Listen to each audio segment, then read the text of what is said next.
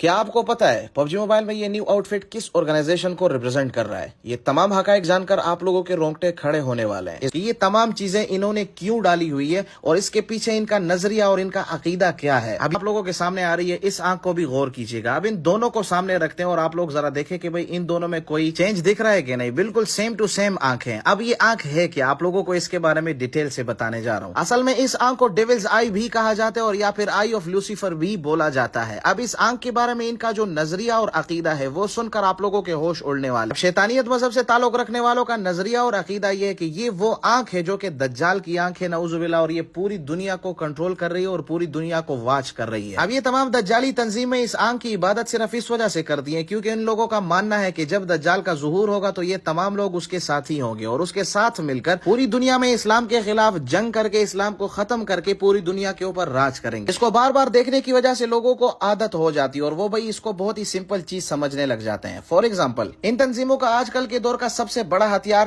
Net flicks ہے. اور سب سے پہلے دو مین ایسے کریکٹر جن کا نام ٹوکیو اور نیروبی ہے، ان دونوں کو کچھ ایسا کردار دیا گیا کہ بھئی پوری دنیا ان کی فین بن گئی اور پھر پوری سیریز میں ان دونوں کو باقاعدہ طور پر لیسبینزم کا کردار ایسے دیا گیا کہ بھئی ان کے ذریعے سے باقاعدہ طور پر لوگوں کو لیسبینزم ایک بہت ہی ہلکی سی چیز دکھنے لگی. وجہ صرف یہ تھی کہ ان سے بار بار اس چیز کو اتنا دہرایا گیا کہ لوگوں کو یہ چیز عام دکھنے لگی.